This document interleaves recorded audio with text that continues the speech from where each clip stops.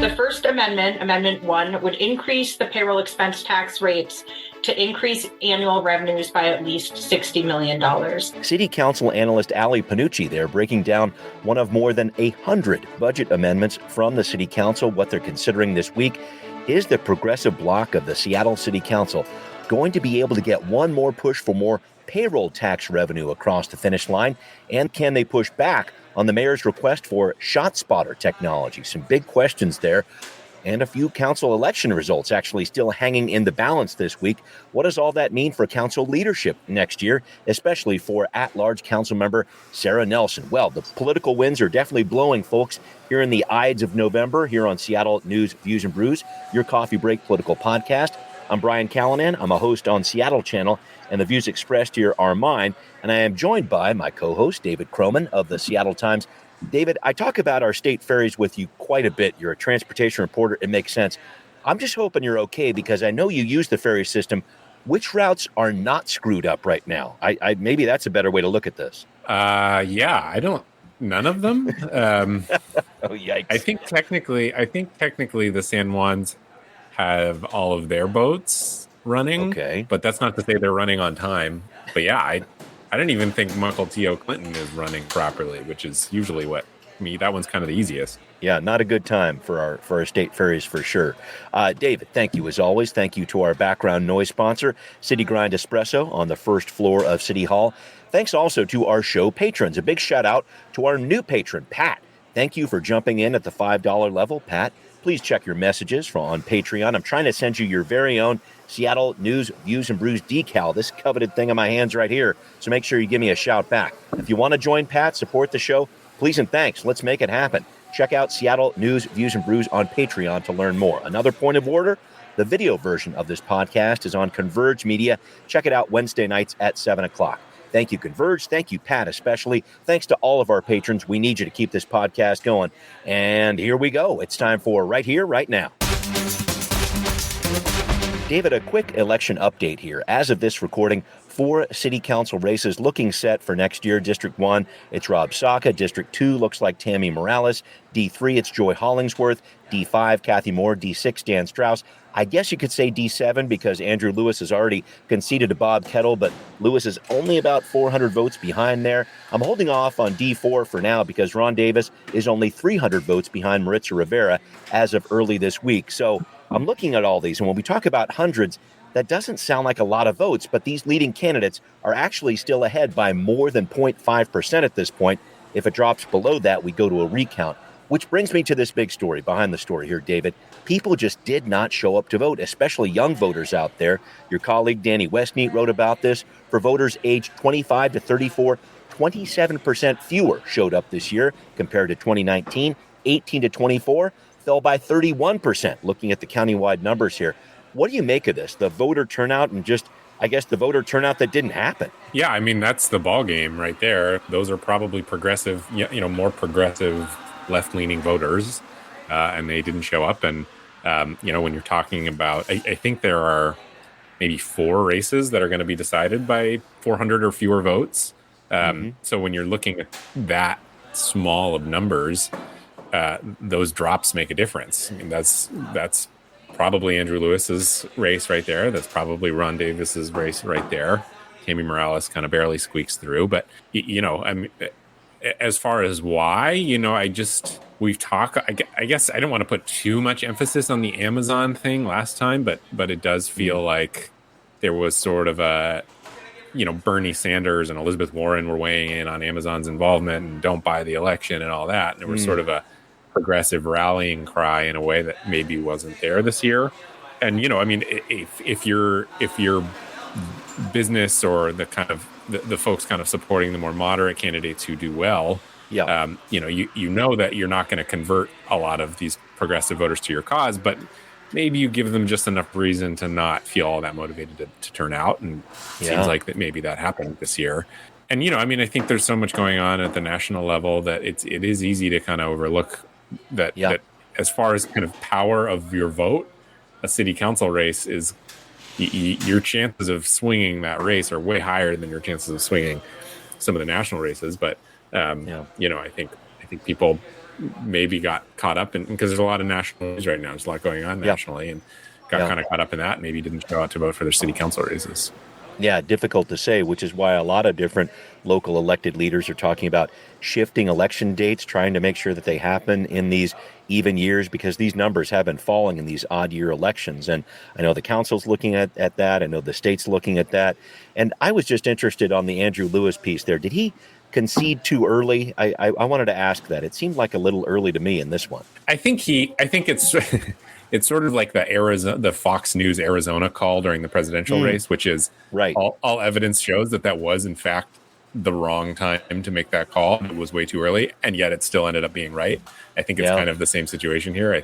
I do think that was probably an early concession, because these races, they've been swinging more dramatically with each election. It seems like, right. I don't know why. Maybe progressive voters are waiting longer and longer to vote, or deciding to use the drop boxes more and more, whatever it might be. But when I first started reporting, we would see maybe 6 or 7 point swings. Now we're seeing 12-point swings. So had I been his consultant, I would have urged him probably to wait another day or two, because you just don't know.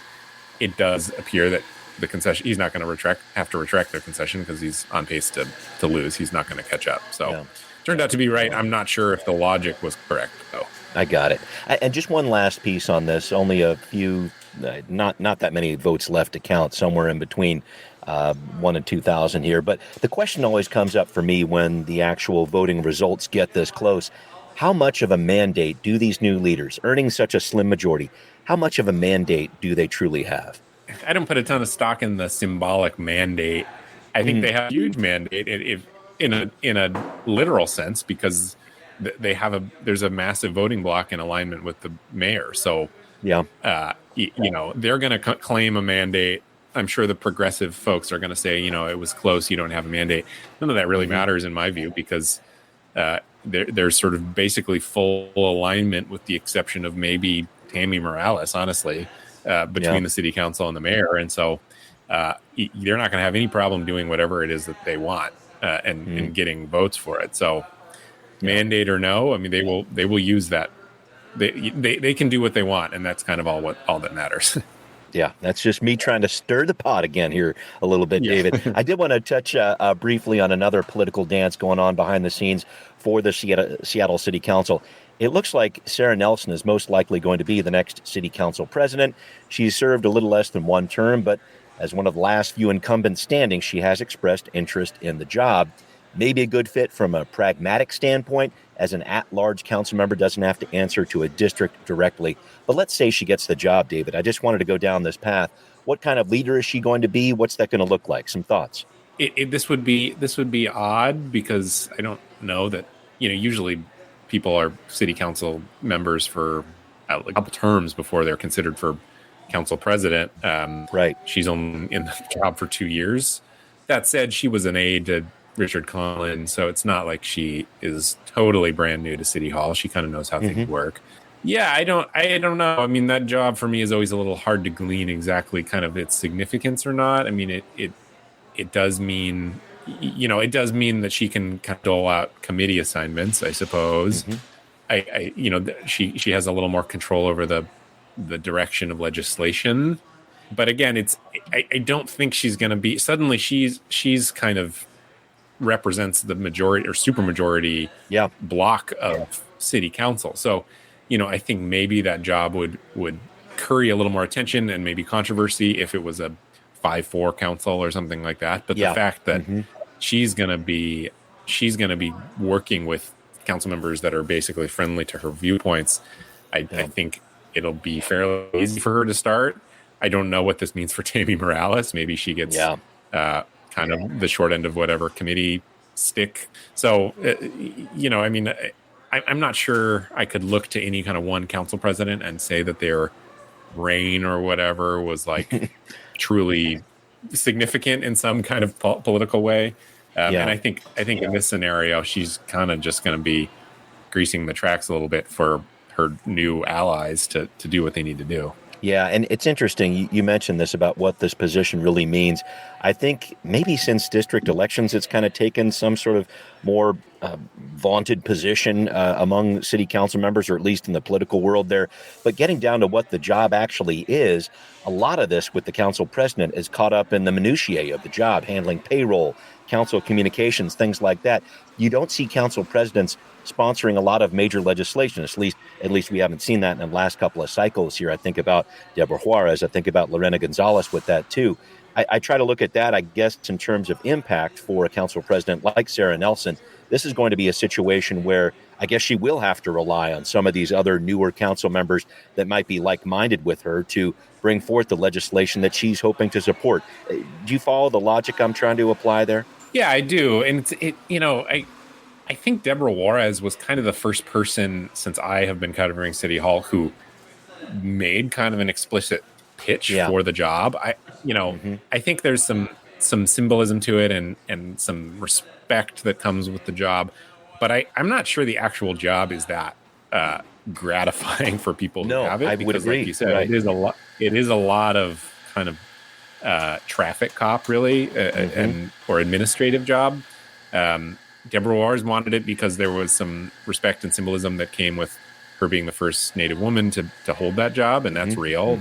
And also, Deborah Juarez was never introducing big dramatic legislation anyway, so she was probably happy to. She has always been kind of very proud of herself as a kind of wonky technical ex-lawyer type, and that suits her well. There's a reason why Shama Sawant was never council president, even though she was the more senior person. It's a job that requires communication with your colleagues and some kind of level of compromise and just administrative work. And Deborah Juarez is the kind of person who likes that. I think if you are super policy minded, maybe you won't. Yeah, I'm really interested to see how this goes in terms of that leadership going forward. So thank you for that, David. All right, up next, a new agreement with the Seattle Police Officers Guild. Oh, but not that agreement. What's happening here? We've got the story next on Now Hear This. So the city of Seattle has come to an agreement with the Seattle Police Officers Guild, but only on a few points here: the expanded use of park rangers throughout the city and the deployment of behavioral health specialists responding to person down welfare check calls as part of the Care Department pilot project we've been talking about over the past couple of weeks. Greg Doss of City Council staff broke down what's happening with this new Memorandum of Understanding, or MOU, with SPOG in a budget meeting on Monday. The MOU was designed to address those emergent needs without having to settle the larger contract, which would require pay increases, accountability provisions, and a lot of other provisions that the city's looking at. Another part of this MOU, SPE officers can volunteer to staff special events and would get paid a $225 bonus per shift. That's on top of overtime, etc. Any position unfilled after that can go to employees who are not police officers, like parking enforcement officers, for example. And David, there's a lot to this, and at least on the surface, this idea is to put officers, other resources, where they're needed for public safety. That basic overarching idea here. Do you think this is going to work? It does. I mean, it's interesting. You become jaded over the years to actually see an agreement between the city of Seattle and the Seattle Police Officers Guild. Is like that alone is kind of notable. Right. And I do think it's probably a reflection of, look, the Seattle Police Officers Guild is like the most vocal on saying that they're understaffed and the community suffering for it. And so they can't, it seems like this is kind of putting their money where their mouth is a little bit, which is agreeing to some provisions that relinquish some of the work that they do. I mean, lucrative work too. I mean, a lot of these special events are sought after because they're easy and you make a lot in overtime. I think this kind of theoretically disincentivizes using up all your hours on special events a little bit. And spreads the burden to non-police folks or park rangers a little bit. So I don't know if it makes a difference. It does seem like we're a little bit overdue for a look at exactly how money that can be made by police officers, whether those opportunities line up with the kind of highest priorities of the Seattle Police Department. I think special events are a good example of that sort of thing, where maybe because there is a bit of a financial incentive to to do that work, maybe it's taking away from the other gigs that are less easy and perhaps less lucrative, like, responding to mental health calls or, domestic violence or whatever it might be. Yeah. And it's an interesting one here, too. I mean, beforehand, the system was mandatory overtime for some of these different officers. It's like, yep, you're up, you're next, you've been drafted to be doing this special event or whatever else, which, yeah, maybe there's some good overtime there. So the trade-off, as I see it, was this added bonus on top of it, this $225. So we'll see if those officers turn down that extra money, or if these other officers, like parking enforcement officers, get involved in these different events. But you're right, David. I think that's a really important thing to track going forward. And there's another point that I wanted to track too, this idea with the new CARE pilot program. I think the idea here, at least as I'm reading it, is officers will be allowed to make the call on whether that person down should have a behavioral health responder only or a police officer too. And this gets to the heart of what this dual dispatch is all about. This MOU with SPOG, I'm just trying to figure out what impact it's going to have on this CARE program. Are we going to see these behavioral health responders free to do what they want here? Is there going to be too much police control over it? Some thoughts over this. Yeah, that is kind of the crux of a lot of this stuff, because, like, if the plan is to have behavioral health responders and police responding together, then that's not actually new. Like DESC, there are DESC employees who have been embedded with the Seattle Police Department for a while. I mean, it's small. I don't remember the numbers. It was maybe like 5 or 6 last time I checked. So, this would be a scaling up of that. But, like, it's not an uncommon thing for non-police social workers or behavioral health specialists to respond with police. Mm-hmm. I do think that for a lot of folks, that kind of defeats the purpose, because they're trying to either remove police from the equation altogether, or if you're not as skeptical of police, then maybe having police and behavioral health people respond together kind of doesn't free up as much staffing as maybe you would want. I mean, because part of this is, there aren't that many cops anymore. And so there's a question of, are there jobs that they don't need to be doing? And so I think low-level behavioral health, which, by the way, a lot of police will agree they shouldn't or don't want to be doing. They don't want to do it. Mm-hmm. So, I mean, if they are responding together, does that really does that accomplish what you're trying to accomplish? Does it A, take off the burden of police officers, or B, create a system that removes armed officers from dynamic behavioral health scenes? Because, a lot of the time when people are shot and killed or injured by police, they're in some kind of mental health crisis. I think some part of the hope is to reduce some of that. I don't know what the balance is between keeping those behavioral responders safe and also actually achieving a scenario where armed officers are not responding to behavioral health crises. Yeah, that is it's a massive part of this, and I think it's something that we're going to have to track. This is a measure that actually has support from a number of different people across the progressive and moderate aisle, if you want to look at it that way. Council President Deborah Juarez in support of it, Council members Lisa Herbold, Alex Peterson, Dan Strauss, and Andrew Lewis. So we will see what happens with this. But the discussion about police and this MOU, this is really interesting here, actually carries with it a $4.5 million implementation cost. And that's just one of many budget discussions facing the council right now. After a public hearing on Monday night, the table has been set for a showdown on ShotSpotter. Once again here, David, this technology that, paired with cameras and license plate surveillance, is a $1.5 million budget request of Mayor Harrell's. Now, Councilmember Herbold published a pretty fiery anti-ShotSpotter press release on Monday night, saying this money would be better spent on tiny house villages for some mental health supports there. She is not a fan of ShotSpotter. We've talked about that. Neither are a number of police agencies around the country. So we have a vote set on this for Tuesday. And David, I know we've touched on this before. I should point out, Councilmembers Strauss and Lewis have voiced their support for this ShotSpotter program in the weeks leading up to the election. And I just wonder if Lewis, by his own concession out of the race for D7, sticks with his support for ShotSpotter, or somehow maybe decides to vote no on it. This feels like one of those potentially really close 5-4 kind of votes. Yeah, it could be.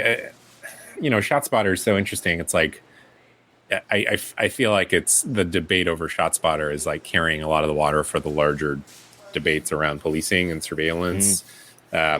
I mean, at the end of the day, I guess the question is whether it works. That's the kind of least ideological way of looking at it. And there's some question about whether or not it actually works. And as you mentioned, it seems like some police agencies have questions its efficacy. And that said, Bruce Harrell has been pushing for this for forever. I mean, it's clear that he's decided it's a good investment.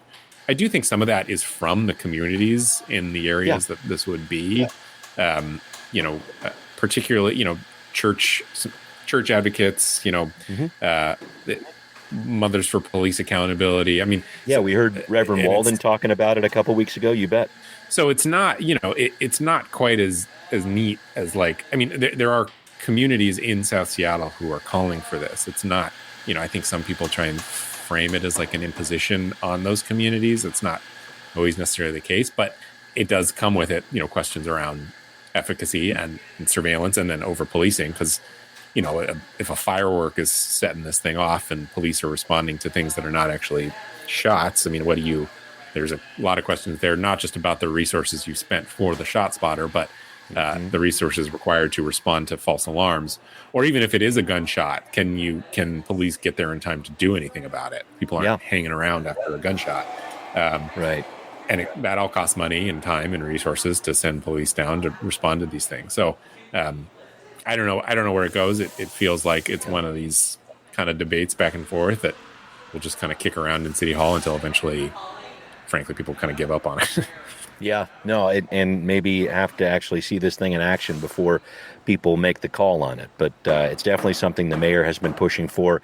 It's definitely something that, you're right, has turned into a much bigger issue than $1.5 million, which is a drop in the bucket with a budget that's close to $8 billion for the city here. Another issue I want to make sure we're keeping track of, folks, Councilmember Sawant's measure. This is with Herbold and Mosqueda as co-sponsors to move $60 million of Jumpstart payroll tax revenue towards wage increases for city workers and mental health services for students here. This is an attempt to claw back some of the dollars Mayor Harrell wants to put into other priorities.